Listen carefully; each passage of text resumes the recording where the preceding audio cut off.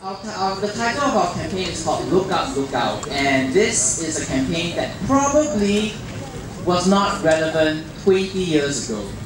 The reason being, nowadays, we all have a lot of mobile devices. Back then, 20 years ago, a mobile phone didn't even exist. Maybe it did, but it was probably very expensive, it was probably very big.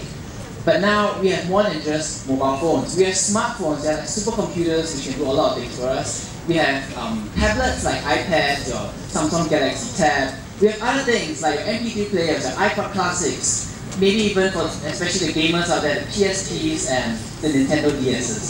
So the thing is, we have become so reliant on these things. They have become such an integral part of our lives that we tend to use them all the time. And you can probably witness it yourself. When you go on a bus, when you go on a train, you see everyone is looking with their heads down, either at their mobile phone or their tablets or something like that. And maybe for yourselves, between classes, maybe you all are also walking and then you all are using your mobile devices at the same time.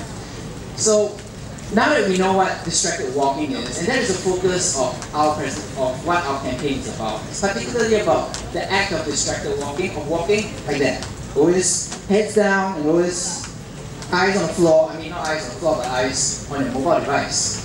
So now that we know what distracted walking is, I want to ask you all a very simple question. So who do you think is a typical distracted walker? I heard some names. Yeah, we're not shaming anybody, not shaming anybody. Okay, we're being very particular about over here, but why don't we open up the floor a bit? Let's be a bit more generalized. Maybe, how about this? Is it more likely to be a guy or a girl?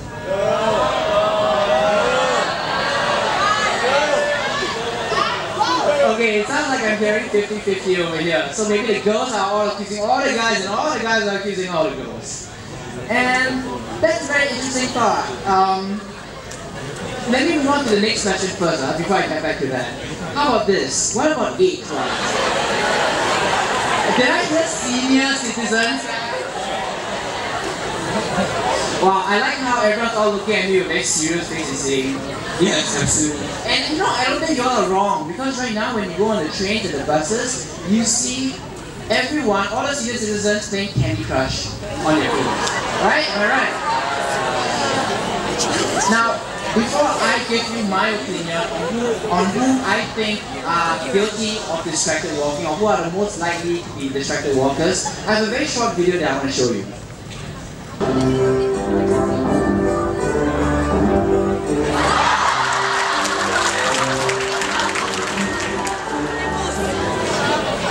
Okay, so I saw that video elicited a lot of laughter from everyone. So I'm sure, when we see all this, it's all very funny, and it really is. But what I'm getting at, the more important thing I'm getting at is, you can see from this video that it's not just young people or old people who are guilty of doing it, but it's you and me and everyone is equally guilty of walking distracted. I won't deny it, I do it myself sometimes, and I saw, especially when some teachers appeared, everyone all laughed, and I don't know whether you all saw this, but you all see that there was one girl who had a laptop in her hand, and she was opening the laptop to look at something, and I think that's pretty impressive because I cannot imagine walking with a laptop like that. But anyway, so the thing is, now that you understand what distracted walking is, everybody does it, we all know that. And I'm going to tell you facts about distracted walking that might make you think twice about walking distracted again. So, using your phone distracts you from what's happening around you. This concept is very simple, and it really is. I'm going to show you another video, and in this video, the narrator is going to ask something from you all. He's going to ask you all a question, and I would like you all to try to answer it as best as you can. So everybody, just please pay attention to it.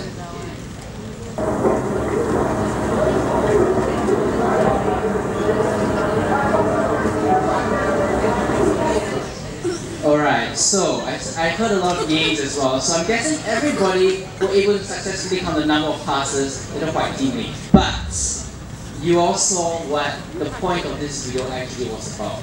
Maybe I can have a show of hands. Who actually saw the moonwalking bear on the first try? Wow, very That's quite good. I have to give it to you. The people who put up their hands, you're probably very good at multitasking. But the majority of you can see, like, I would say maybe 98% of everyone here did not see the moonwalking bear. So there's actually a term to this, and it's called inattentional blindness. And so what this means is pretty much what you saw in the last frame, that if you're not looking up for something in particular, you're not going to see it.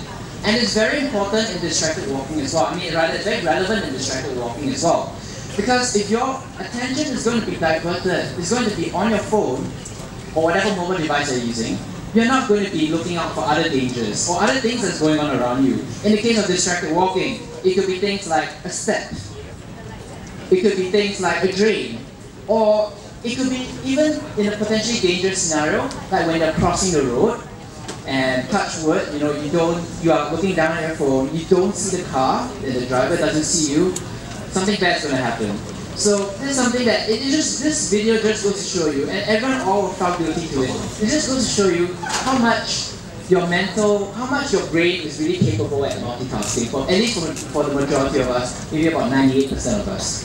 So some things can happen in places where you normally think things wouldn't happen.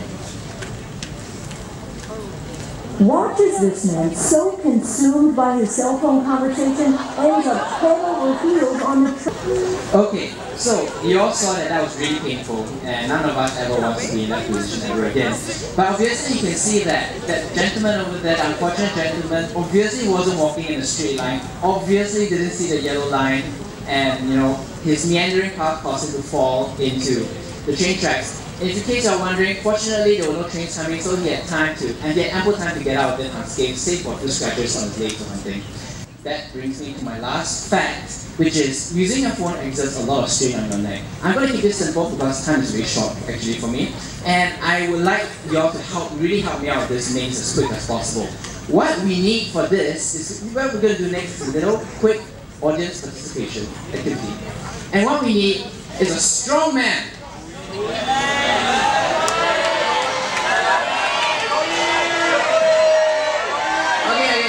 I hear a lot of names. What's going to happen is, I'm going to count to 3. The first person I see put up your hand, you can shout your friend's name. And then that person will count, okay? 1, 2, 3. I saw this gentleman in the red shirt, you put up your hand first. Can you name your friend? I'm sorry, I saw that the gentleman in the red shirt case put up his hand first. Could you please, everybody give him a round of applause? Very good.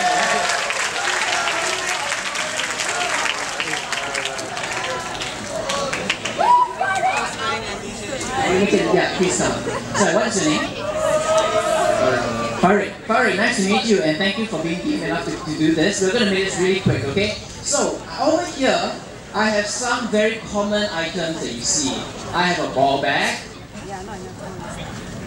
I have a lot of watermelons. And that's pretty much it. So, Farid, let me ask you something. Do you lift?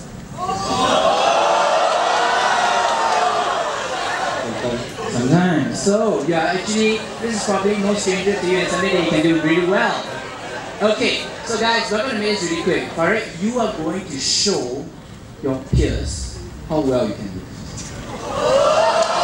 Over here, we have watermelons. I mean, I'm going to grab the rest over there. But over here, what we have is a ball bag and there's 1 watermelon inside. Alright, do you think you can lift this?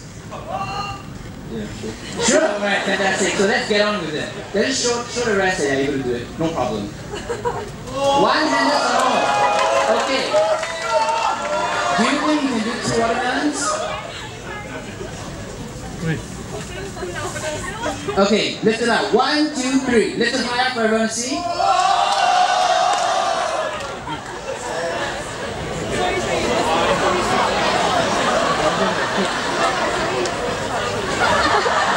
Alright, don't be scared. Okay, so you saw that. So we all saw that Farid was able to do this, 2 watermelons with no problems. I'm going to make it slightly more difficult for you, and I'm going to throw in another 2 to see how well you can lift. Alright, so Farid, are you ready? Yeah. Okay, 1, 2, 3, lift.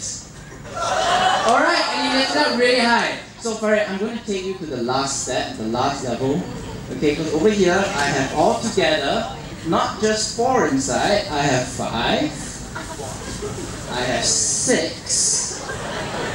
And I have 7 watermelons. And Farid, I just want to remind you, if you ever have any problems lifting it, and I wouldn't blame you if you do, okay, because it's really heavy, just stop, okay? And you can sabo your other friend. No, just forget about it. Okay, but Farid, so are you ready to lift? Alright, he's ready. So everybody, let's count. 3, 2, 1, lift it.